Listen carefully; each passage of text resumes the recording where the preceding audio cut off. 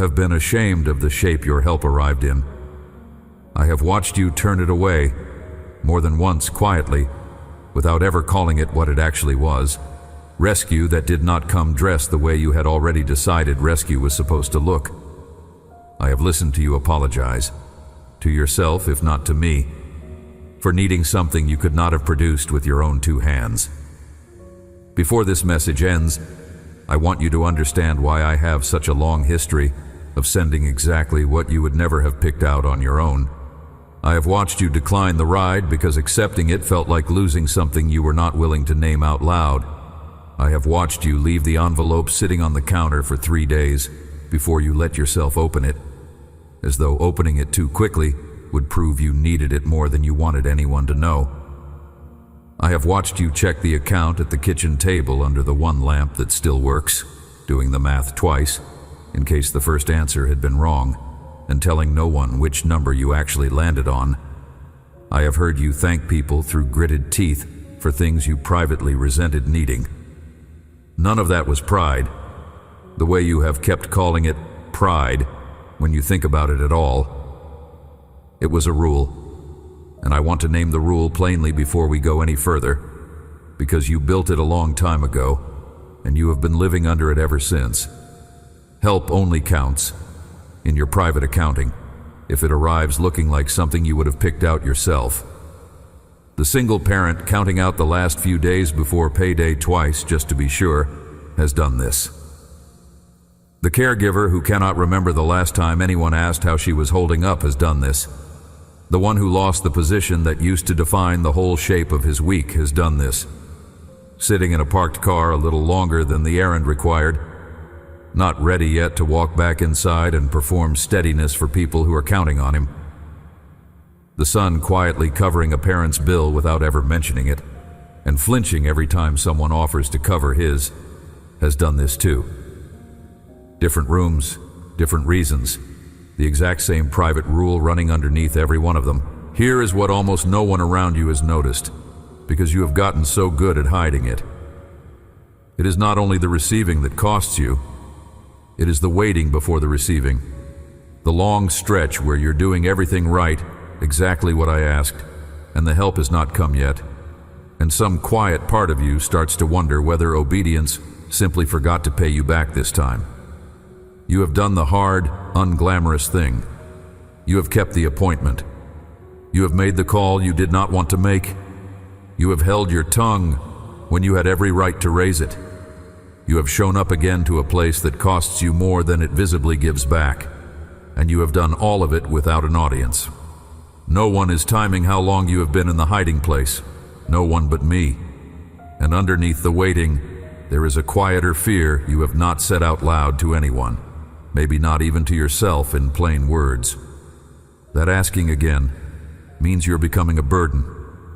That the first time I helped you was grace, and the second time was patience wearing thin, and by the 5th or the 50th time, you are certain you have used up some limited supply of goodwill I keep somewhere and will not refill. So you have started rationing your own requests the way you would ration water you were sure was running low, asking for less than you need, thanking too quickly, moving on before the moment could turn into anything that felt like dependence. I do not keep that kind of ledger.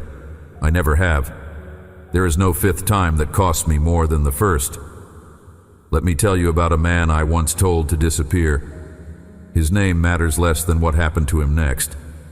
So, hold it loosely for a moment. I told him to leave everything familiar and go sit beside a shrinking stream, tucked into a ravine no search party would think to check, and wait there until I said otherwise. Then I did the strangest thing. I did not send a friend to feed him. I did not send an angel with a basket, the way you might have pictured it if I had let you write the story yourself.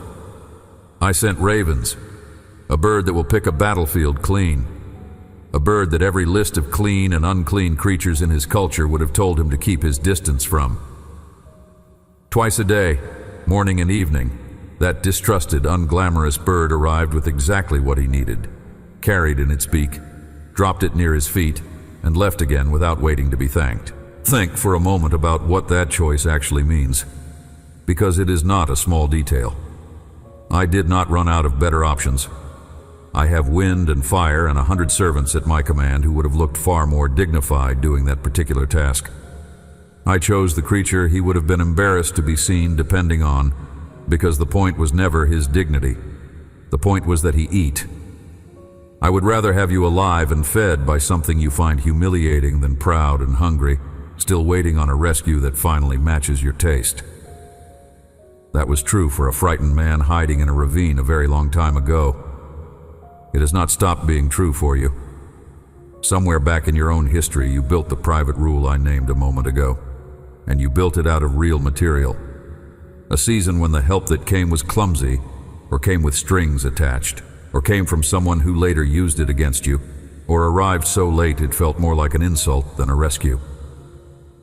I understand exactly how a rule like that gets made. I am not asking you to pretend the season that made it did not hurt, but the rule outgrew the season that produced it. It quietly widened year by year until it covered almost everything you were offered. Until any help that did not look clean, well-timed, and delivered by someone you already fully trusted got filed under suspicious instead of under provided. You have been going without rather than risk accepting something shaped wrong. And I have been watching you go without, grieved, because the thing you were refusing, more times than you know, was mine. Some of you know exactly what I mean by shaped wrong. The co-worker you barely trusted, who left something in your bag with no note attached, and you spent longer wondering what she wanted from you than you spent being grateful. A stranger's small kindness arriving on precisely the hardest afternoon of that week, which you waved off with a joke because sincerity felt too exposed to sit with in that moment. You have gotten so used to needing help to arrive a certain way, competent, familiar, symmetrical, easy to repay in kind, that when it comes wearing any other shape, your first instinct is to check it for a hidden cost instead of simply receiving it. Some of you know it from the other direction. The widow next door, who quietly mowed your lawn the week you were living at the hospital, and you spent that whole week trying to figure out how to pay her back instead of simply letting the grass stay cut. Someone signed up for a slot on the meal train you never filled in yourself, and a dish showed up on your porch from a name you barely recognized, and your first thought was not gratitude. It was the sharp discomfort of owing something you had not agreed to owe. And some of you are living through the second half of this, the part almost no one talks about openly, which is what happens when the very source you had learned to lean on finally thins out. The steady work that once felt like solid ground under you, cutting your hours down to almost nothing you can count on. The routine you built your whole week around, a person who used to check in without fail, a paycheck that used to stretch further than it does now. A season of steady health you had quietly assumed would simply continue, narrowing the way a stream narrows across a summer with no rain, until one ordinary morning you go to it out of habit and find almost nothing where the water used to run. You have read that thinning as the ending of the story, as though the drying up were me stepping back, or worse, me finally changing my mind about you. Here is the reframe I have been carrying toward you this whole time. Say that back to yourself slowly, because it is the hinge this whole message turns on. The brook was never the promise. I was the promise. The brook was only the shape provision happened to be wearing for a season, and I let it run dry on purpose. Not because I had finished feeding you, but because I was never going to let you mistake the channel for the source that fills it. If you have ever felt yourself go quietly panicked the moment a reliable thing started thinning out, say so.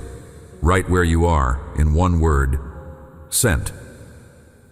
I want you to notice, over the coming days, how many times in your life something arrived exactly when the old channel ran dry, wearing a shape you would not have picked for yourself, and you were fed anyway. You have also wondered quietly whether there is enough of me to go around, whether the help you keep needing is thinning out some larger supply that other, more deserving people are also drawing from, and whether your turn will eventually stop coming.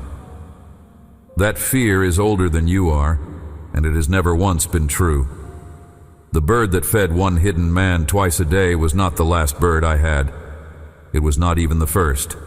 I am not a well that lowers with use. I am the source the well was drawing from in the first place, and I do not run short the way the ground beneath you sometimes does. I want to bring you back to that man by the ravine, because there is a line about him I have kept for exactly this moment. He did not know, watching a bird land near his feet twice a day, that anyone would ever read about it centuries later. He was not performing faith for a watching crowd. He was simply doing the one thing left to do, which was to stay where I had told him to stay and let the strange provision keep arriving. This is what was written about what he watched happen, morning after morning, evening after evening, in that ravine no one else could see. 1 Kings 17:6. The ravens brought him bread and meat in the morning and bread and meat in the evening, and he drank from the brook. Read that slowly, because every clause in it answers something you have been carrying. The ravens brought him bread and meat. Not a single dramatic delivery he could frame once and move past, but a pattern, morning and evening, a rhythm he could not have manufactured on his own and was never asked to. Notice, too, what he did not do in that sentence. He did not catch the bird first to inspect its intentions.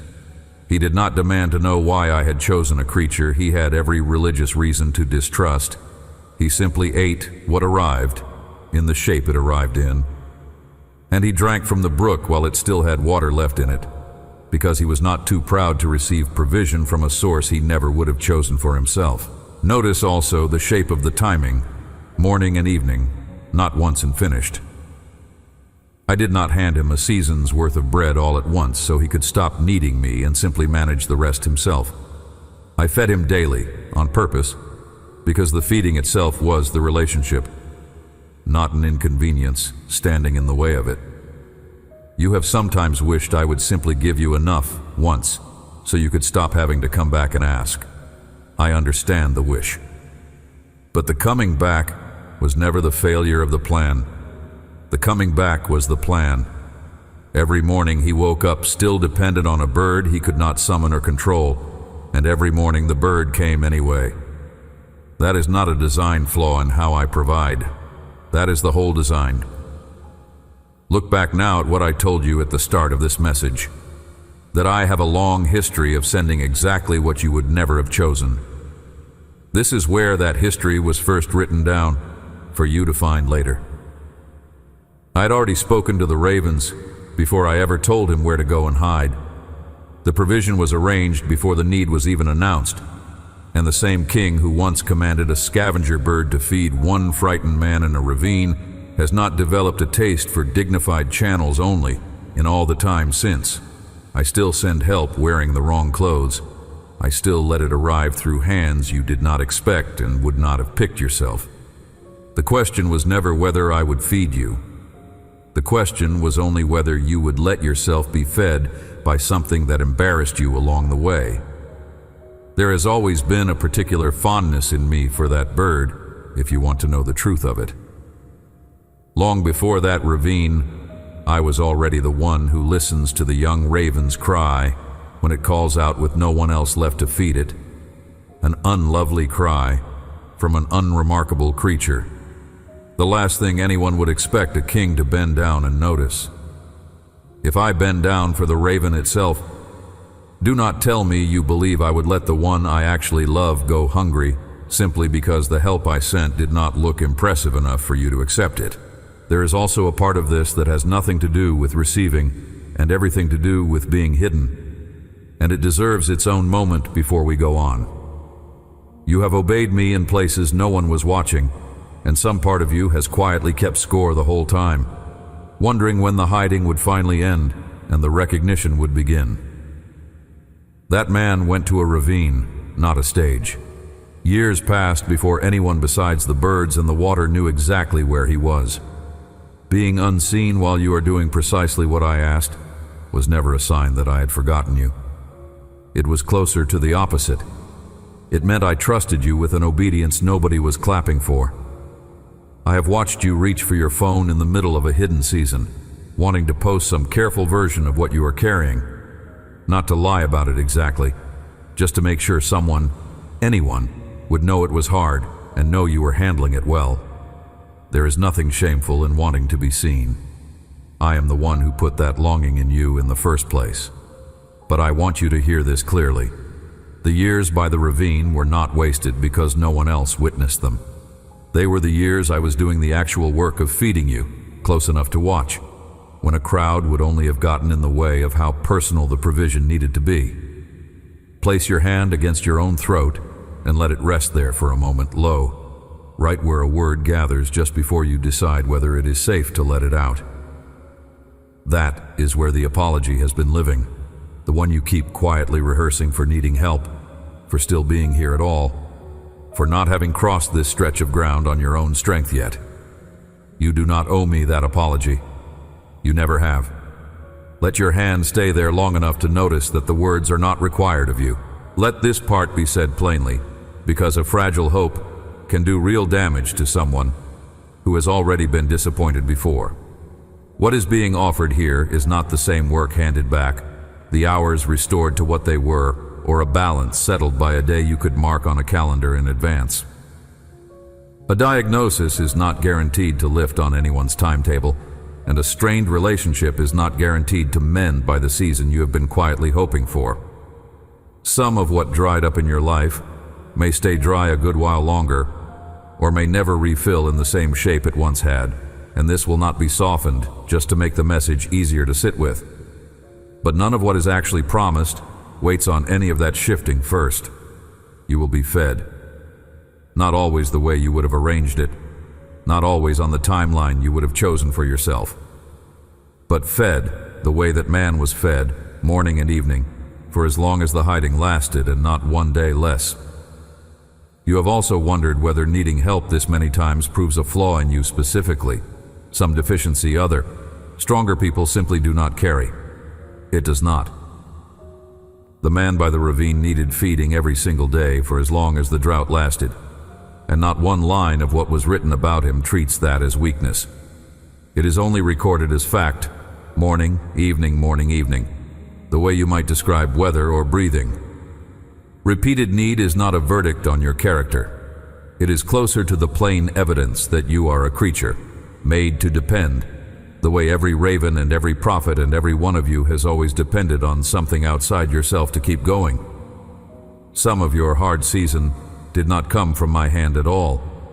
Part of it is simply what happens when a fragile world, still working itself right, brushes up against an ordinary life. Decisions other people made without ever asking you. Plain misfortune that finds a person no matter how carefully they live. None of that drought needs to be credited to me for the point underneath it to hold true. Whatever gets hidden inside it, every time, without exception, is a way of keeping you fed that you did not design and cannot fully explain, delivered by something or someone you would never have chosen if the choosing had been left up to you. Notice your shoulders for a second. If they have crept up toward your ears while you have been listening, let them drop. Just for the length of this next sentence, and nothing more is required of you than that. Breathe in now, and let the breath out slower than it came in. Longer. The way a dry stream bed still holds the shape of water long after the water itself has gone. Patient, waiting without panic for rain it cannot control the timing of. You have been holding your breath the way a person holds it when they are bracing for a source to disappear completely. Let it go instead.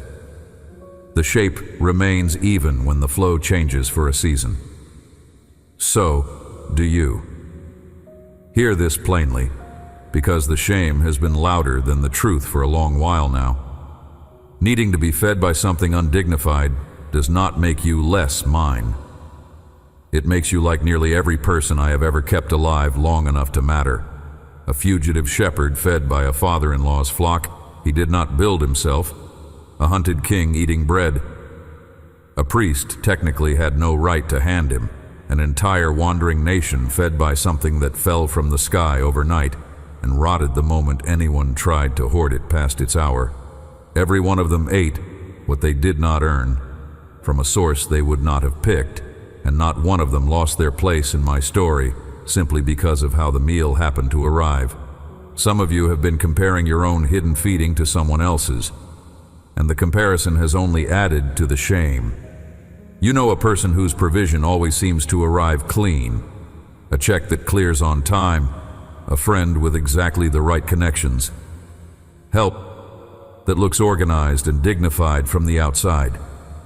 You have quietly decided that the messiness of your own provision says something about your standing with me, as if the tidy channel were a reward for better faith and the strange one were a consolation prize. It is not. I have fed prophets from ravens and a whole nation from something that fell out of the sky with no explanation attached, and none of it was ever graded on presentation. The bird that lands at your feet is not a lesser gift than the check that clears on schedule for someone else. It is simply the shape yours took this season. You have worried more than once about becoming known as the person in your circle who always needs something, the one whose name people brace for when it shows up on their phone, the one whose requests start to feel like a pattern instead of an emergency. I want to loosen that fear a little, because it has been doing more damage than you realize. Needing help repeatedly does not automatically make you a burden to the people around you, any more than the ravens found it burdensome to keep flying the same route morning and evening. Some creatures were simply built for the carrying. Some people are too. The fear of becoming too much to the people who love you is worth naming honestly with them, in your own time, rather than solving alone by refusing help before anyone has the chance to grow tired of giving it.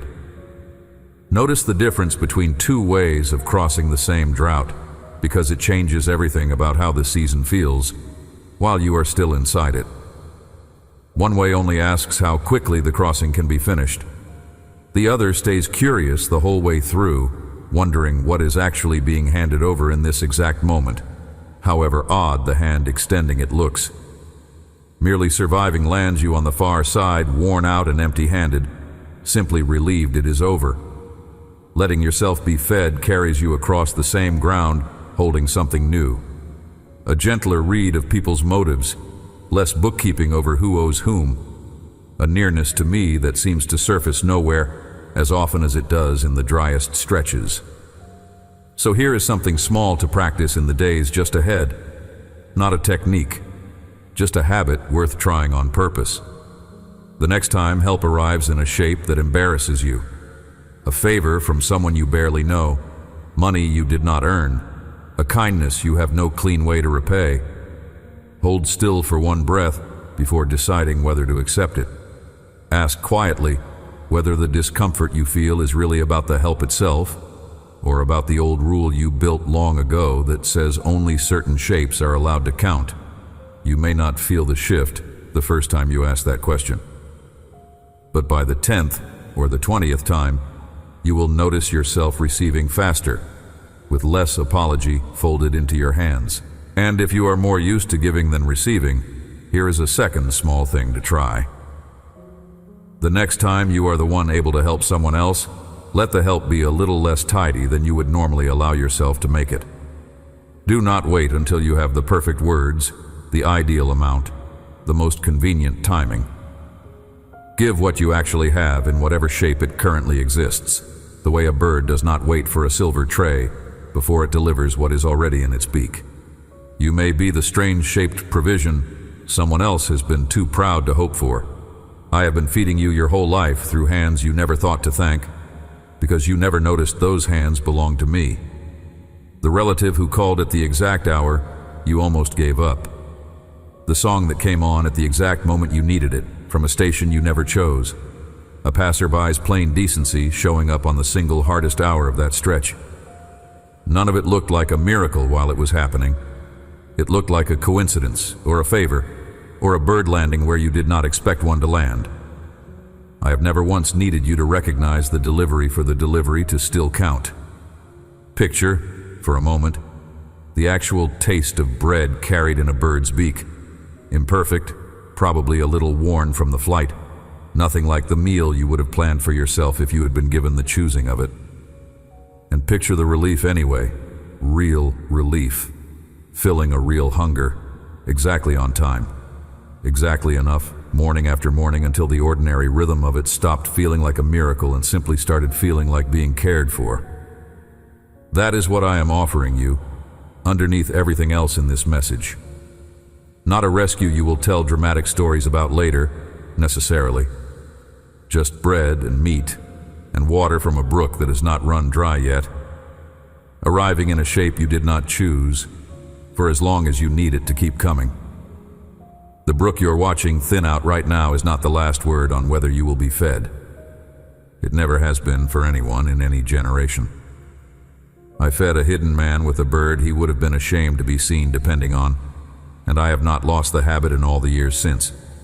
Let the shape of the help stop being the test you put it through before you accept it. Let the feeding be the test instead, and you will find you have already passed it more times than you ever bothered to count. You are not the one who has to arrange your own rescue for it to count as real. You are not required to approve the shape it comes in before you are allowed to receive it with both hands. You were hidden, not forgotten. You were fed, even on the days the source looked entirely wrong to you. And when the brook you are standing beside finally runs dry, that will not be the end of your story either. It will simply be the sign that the next provision is already on its way, arranged long before you noticed the water was gone. Rest there. There is very likely someone near you carrying the same private rule you have just heard named. Someone gripping a closed hand around help that arrived looking wrong, too proud or too frightened to let it in. You will not talk them out of that rule with an argument, but you can be the raven, plain and unglamorous, that lands near them anyway. No perfect approach is required for that. What matters most is that you let yourself be fed first. Amen. Before you close this, what has the raven looked like in your life? The help you were too proud or too frightened or too embarrassed to call by its real name?